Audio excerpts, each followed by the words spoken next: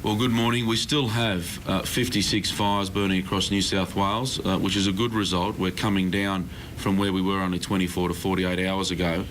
12 of those fires remain uncontained.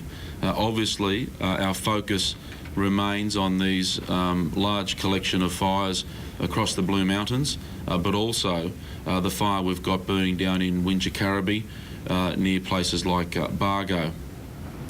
Some extraordinarily good work occurred right throughout yesterday evening and yesterday and again last night. We saw some spotting activity of some kilometres up along the state mine fire burning near Bell, but fortunately that spotting activity went in behind the back burning that was occurring on the ground and has not breached the south or southeastern side of the Bells Line of Road at that location. We did see yesterday afternoon the fire activity flaring up around the Bell and the Hartley Vale area, where we've got reports of a home coming under threat, being damaged but saved, but also in the same location, sheds and a boat and a trailer and other things were destroyed by fire. Firefighters will remain very busy today, trying to consolidate as much of that containment as they can, and similarly down in the, down in the fire near Wingecarribee, just to the west of Bargo, just south of Buxton. They were dealing with some breakouts overnight where that fire was breaching containment, but at this stage it looks pretty positive in relation to wrapping that up, but it'll require a lot of concentration and effort ongoing today. They continue to plan for a breach of that fire potentially in the southeast corner or eastern edge, which could end up posing some risk ultimately down towards the Illawarra escarpment and into the Illawarra.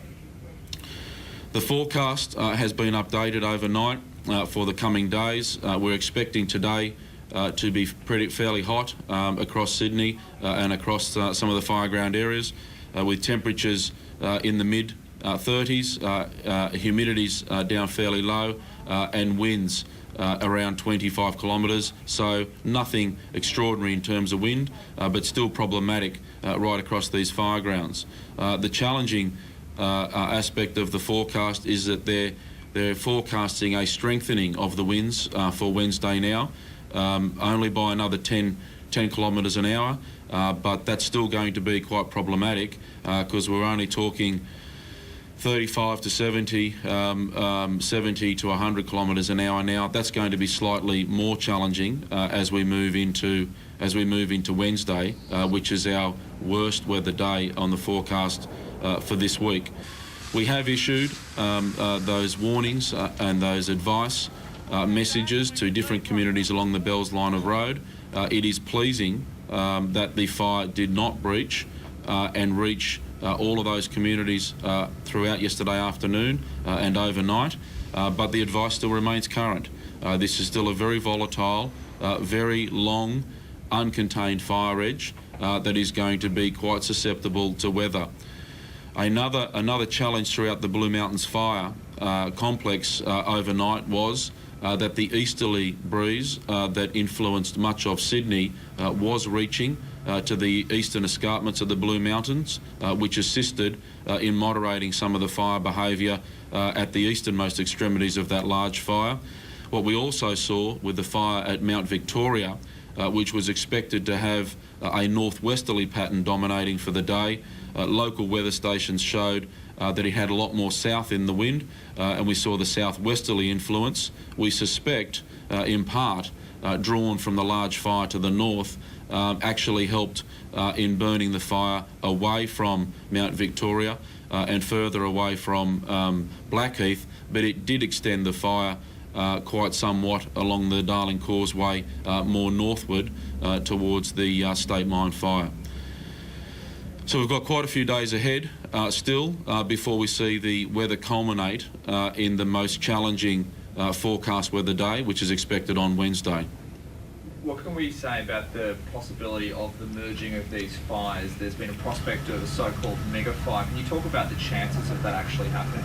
Oh, look, I don't think I've ever used the word mega fire, but the reality is the modelling indicates that there's every likelihood under the forecast weather conditions that these two fires, particularly up in the back end of the mountains, will merge at some point.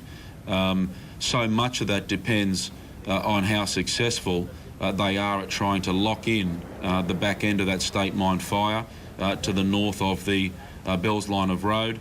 They have had a huge success around Bell and to the west and to the east of Bell along Bell's line of road.